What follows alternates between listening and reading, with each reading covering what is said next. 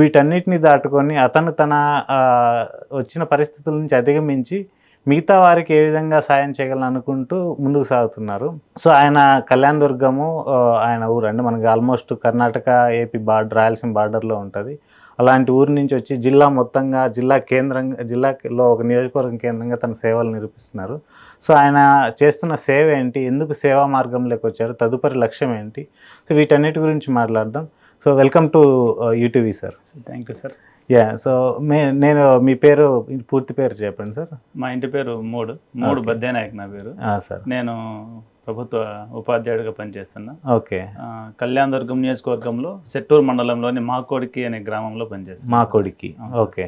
So మీరు teaching చెప్పే subject మేము హిందీ సబ్జెక్ట్ని బోధిస్తాను. Okay. 6th to 10th class బోధిస్తాను. జనరల్గా టీచర్లు అంటే సమాజాన్ని చదువు చెప్పడం వరకు వాళ్ళ బాధ్యత, తర్వాత వాళ్ళ ఏంటూ వ్యవహారాలు ఉంటాయి, రకరకాలుగా అంటారు. అంటే బ్యాక్ ఎండ్లో మాట్లాడుకునే వాళ్ళు పాలసీలు అంటారు, లేదంటే రియల్ ఎస్టేట్ రకరకాలు అంటారు. సో మీరు సేవా సైడ్ రావడానికి రీజన్ ఏంటంటే మిమ్మల్ని సేవ వైపు ఏం నడిపించింది? పేదరికం సార్. మీరు చూసిన పేదరికం, మీరు అనుభవించిన పేదరికం. ఓకే. మేము ఎందుకంటే అది మా ఇంట్లో నుంచి మొదలైంది. ఓకే. మా కుటుంబంలోనే. ఓకే. మా రెండో అన్న ఇప్పుడు వ్యవసాయం చేస్తున్నారు. మేము 3 కుమారులము మా అమ్మ నాన్నకి. ఓకే. మా పెద్దన్న MBA చేశారు, నేను చదువుతా ఉన్నాము. ఆ సమయంలో ఫీజులు కట్టడానికి కానీ ఆర్థికంగా చాలా ఇబ్బందులు ఉండేవి. ఓకే. అందుకే మా అన్న 7th క్లాస్ వరకు చదువుకొని డ్రాప్ అయ్యారు. ఓకే. ఫైనాన్షియల్గా ప్రాబ్లం ఉండడంతో ఇంట్లో పని చేసే వాళ్ళు ఎవరు లేరని ఇంకా ఆయన ఇంట్లో పని చేసుకుంటూ మా అమ్మ నాన్నకి తోడుగా ఉంటూ మమ్మల్ని చదివించడం జరిగింది. ఓకే. ఈరోజు మేము ఒక ట్రస్ట్ను ఏర్పాటు చేసి ఇది చేస్తున్నామంటే ఈరోజు కూడా మా అన్న మాకు సహాయపడుతున్నాం. ఓకే.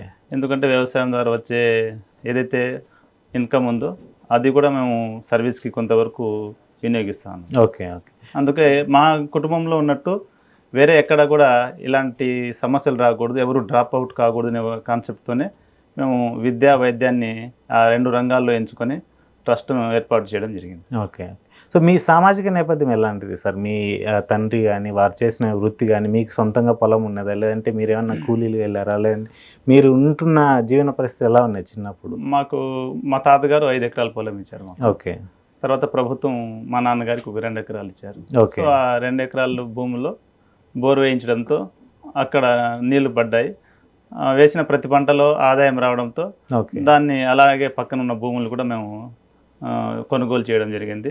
అలా ఆ పొలాల్లో కూడా పంట పెట్టడము, అలా ఆదాయం పెరగడంతో ఇప్పుడు కొంచెం కుటుంబం బాగుంది.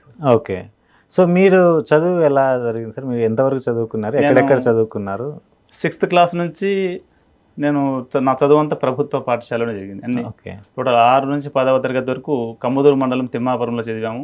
Intermediate Kalyana Durgam government junior college, degree Anantapuram arts college, PG SV university తిరుపతిలో చదివాను. ఓకే.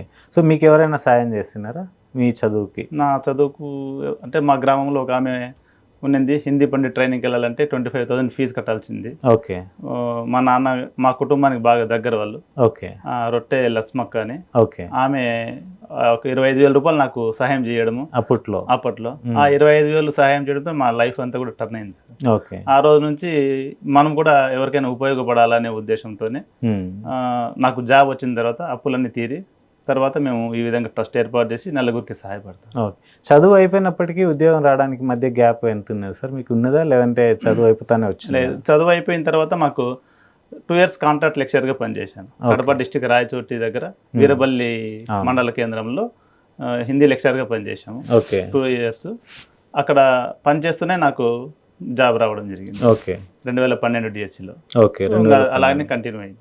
సో అప్పటికి కూడా సేవ అనేది మైండ్లో ఉన్నదా సార్, లేదంటే ఏదైనా ఒక ట్రిగ్గర్ పాయింట్, బలమైన ట్రిగ్గర్ పాయింట్ ఉందా, నేను ఈ సమాజానికి కొంత ఉపయోగపడాలనేది ఎప్పటి నుంచి ఉండేది మీలో, ఎలా వచ్చింది? మొదటి నుంచి నేను 10th క్లాస్లో ఉన్నప్పటి నుంచి నాకు ఆ భావన ఉంది.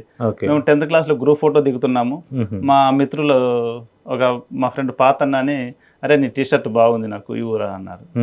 అక్కడ నుంచి అంటే నాకు తెలియకుండానే అది నాలో ఆ భావన కలిగింది. ఆ రోజు నేను ఆ గ్రూప్ ఫోటోలో అందరూ బట్టలు వేసుకున్నారు, నేను అర్ధనగ్నంగా ప్యాంట్తో ఉన్నాను. అవునా? ఆ టీషర్ట్గా అతనికి ఇవ్వడం, ఆ ఫోటో ఇప్పటికీ మా ఫ్రెండ్స్ నాకు షేర్ చేస్తా ఉంటారు. ఇప్పటికీ ఉంది అది. ఓకే. ఓకే. తర్వాత మా కుటుంబంలో జరిగిన సంఘటన నుంచి నేను మా కుటుంబంలో జరిగినట్టు ఎక్కడ కూడా నాకు తెలిసినంత వరకు జరగకూడదనే ఉద్దేశంతో మేము విద్యకు ఎక్కువ ప్రాధాన్యత ఇస్తున్నాము. దాంతోపాటు ఆరోగ్యపరంగా కూడా మనం ఈ అనేకమైన సామాజిక సేవా కార్యక్రమాలు చేస్తూ ముందుకు వెళ్తున్నాం. ఓకే.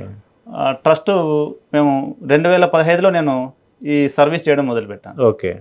నేను ఒక్కడనే ఓకే 2015 వ్యక్తిగతంగా మొదలు పెడితే నాకు మా మిత్రులు సాయినాథ్ కావచ్చు, మరియు అబ్దుల్ వాహాబ్ గారు కానీ, సురేష్ కుమార్, మహలింగ, తర్వాత హరీష్, వీళ్ళు తోడవడము.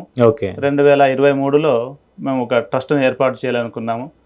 ఆ ట్రస్ట్ ఏర్పాటు చేసి ఆ ట్రస్ట్ యొక్క మోటో కూడా ఒకటే, విద్యా వైద్యానికి మాత్రమే మనం సహాయం అందిస్తామని చెప్పేసి 6 మందితో ఒక ట్రస్ట్ ఏర్పాటు చేసాం. ఓకే. ఈరోజు 122 మంది ఉన్నారు సభ్యులు ట్రస్ట్లో. సో చాలామంది మమ్మల్ని కూడా మేము వస్తామంటున్నారు, కాంట్రిబ్యూట్ చేయాలంటున్నారు.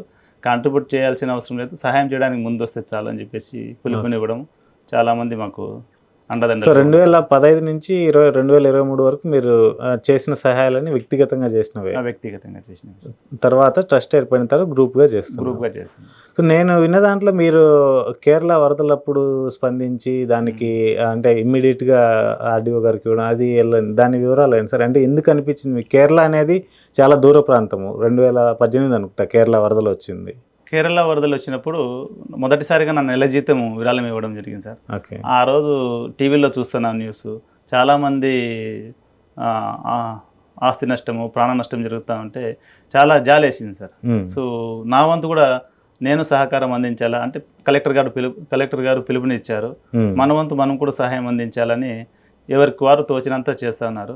అప్పుడు నేను కూడా నా నెల జీతం ప్రజలకే కదా ఇస్తాం, కేరళ వాసులకే కదా అని చెప్పేసి ఆ రోజు మనం డొనేట్ చేయడం జరిగింది. ఓకే. అక్కడి నుంచి మొదలైంది. అంతకుముందు కూడా చేస్తున్నారు? అంతకుముందు నుంచి ఉంది సార్. అంతకుముందు కూడా సేవ చేస్తున్నారు. మేజర్ డొనేషన్ అదేనా? మేజర్ అదే. మా గ్రామంలో వాటర్ ప్లాంట్ పెట్టించాము ఒకటి. మేమే పెట్టించాం సార్. ఓకే. మా గ్రామానికి కమ్మదూరు నుంచి ఆటోలో ఒక ఆయన వచ్చేవాడు 4 డేస్కి ఒకసారి. ఓకే. 4 డేస్ లోపల ఆ వాటర్లో పురుగులు ఉండేవి. అవును. అది చూసిన తర్వాత సో మా గ్రామస్తులు ఇబ్బంది పడుతున్నారని చెప్పేసి స్వచ్ఛందంగా మా గ్రామంలోని కొంతమందితో అందరితో కలిసి ఒక వాటర్ ప్లాంట్ ఏర్పాటు చేయడం జరిగింది. మెయింటెనెన్స్ కోసం 2 రూపీస్తో క్యాన్కి 2 రూపీస్.